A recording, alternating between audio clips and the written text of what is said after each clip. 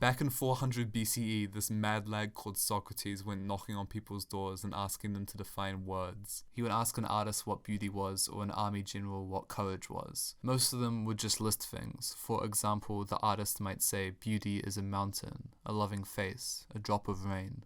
Socrates would reply saying that these are all examples of beauty, but he is looking for what beauty itself is. What do all these things have in common? What makes them all beauty? The artist would think about it for a while and give him some definition along the lines of, beauty is something that is graceful and aesthetically pleasing to the senses. Socrates would not like that one bit and counter with, but what of the birth of a child? It would be hard to argue that that is aesthetically pleasing to the senses, but many would consider it beautiful. The artist would give an improved definition and Socrates would counter their definition. Then they would give him another, more improved definition and he would counter it again and again and again and again, and the artist would either go into a crisis and rethink everything they know or get very annoyed at Socrates and ask them to get the fuck out of their house. Socrates was the first person to realize that defining stuff is hard. There's so much you have to consider, and even the people who should know, the people who spend their entire lives embodying these concepts, can't give a good definition for them. So, what is beauty? It's not like it's that abstract of a concept. We inherently know it when we see it. Does that mean it's possible to define?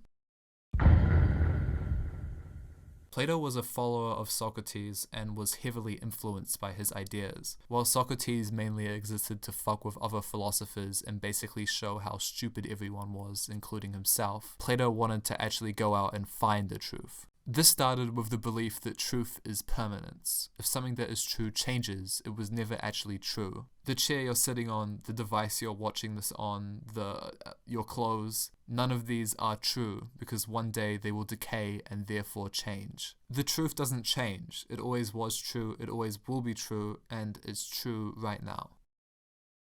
But then what is true? The sun isn't true because one day it will explode. Solar systems aren't true because they are constantly changing every second. I am not true because I'm gonna fucking die. The only thing we have left are concepts, rules that things always adhere to. For example, 1 + 1 = 2. If you have one of one thing and then another one of that thing, then you have two of that thing. A million years ago, 1 + 1 = 2, and in 10 billion years, 1 + 1 will still equal to 2. This is an example of an unchanging mathematical concept. Plato referred to these concepts as forms. Pythagoras, you may have heard of him, based his entire philosophy and belief system on numbers. Him and his followers saw numbers as something eternal and unchanging. They believed that numbers made up the world and worshipped them like they were gods.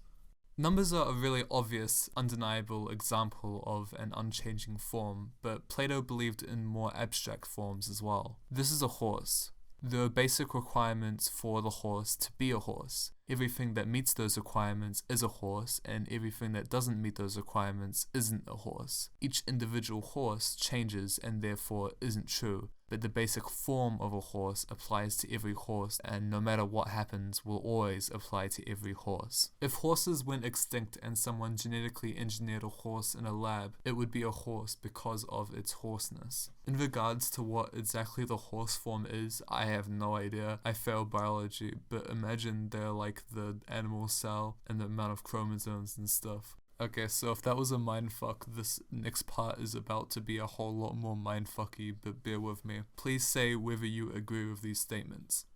The opposite of what is what is not. What is not is nothing.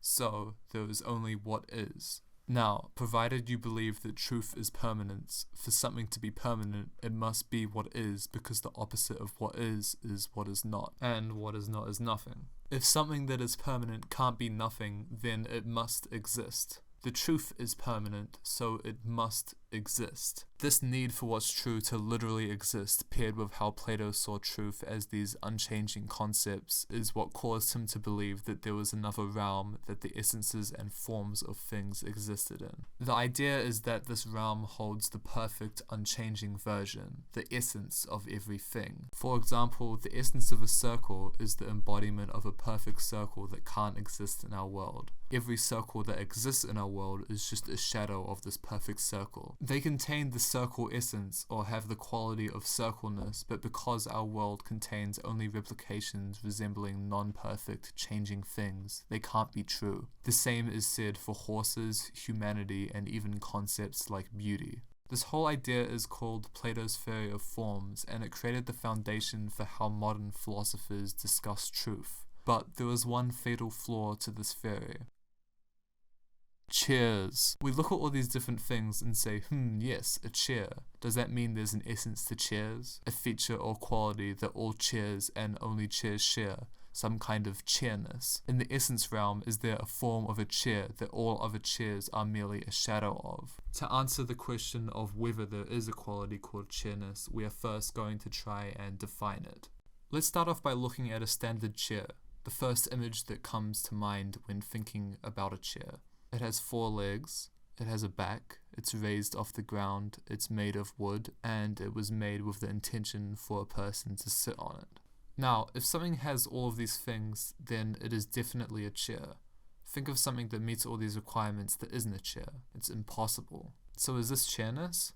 Fuck no. Well, if something has all of these things, it's definitely a chair. There are obvious examples of things that are also definitely chairs that don't have all of these features. Let's go through each of these qualities one by one and try to find examples of chairs that don't have them so we can eliminate them from our definition. It has 4 legs. A 3-legged chair. It has a backrest. A 3-legged chair. It's made of wood. A 3-legged chair. It's raised off the ground. I think this one's pretty good. Chairs have to be raised off the ground. I think that's a good rule. It's intended for a person to sit on it. You can make the argument that a painting of a chair can't be sat on, but you can also make the argument that a painting of a chair isn't a chair. So I'm just gonna say that a chair has to have the intention of being sat on. I think that's probably true. So what do we have left? A chair is something raised off the ground that is intended for a person to sit on it. Well, what if I go to the table making store and make a table, and while I'm making it I intend for it to be sat on? Does that make it a chair? No. While all chairs need these things to be chairs, there are countless examples of things that aren't chairs that have these things. Finding a definition for something that can't be applied to any non-chair thing isn't that hard, and finding a definition for something that can be always applied to every chair isn't that hard, but finding a definition that includes both of these things is like actually impossible. When you take away conditions so you can include more chairs, it makes it so other things like weird tables are now also included. And when you take away conditions to get rid of these weird tables, it excludes the chairs you just added. At this point you may be asking, is defining chairness even possible? Well, my friend, no. Remember Plato's theory of forms? Throw that shit in the trash. Maybe there is no chairness or horseness or goodness. Maybe instead there are common similarities between things and we use umbrella terms to refer to these similarities. There's a philosopher called Wittgenstein who kind of innovated this idea. He believed that words don't actually represent concepts that exist. That every human speaks their own language based on their personal experiences and perspective, and that all words just need to refer to loose categories of things so humans can communicate enough of what they mean to get their point across. Here's a little chair-based example for you. Chair A can be very similar to chair B. Chair A can also be very similar to chair C. But chair B and chair C can be very, very, very different. These are all undeniably chairs, but their shared difference makes you realize that the word chair is kind of fucked. Or maybe the English language is kind of fucked. So, back to the question in the title of the video, what the fuck is a chair? I don't know. I don't know. Bum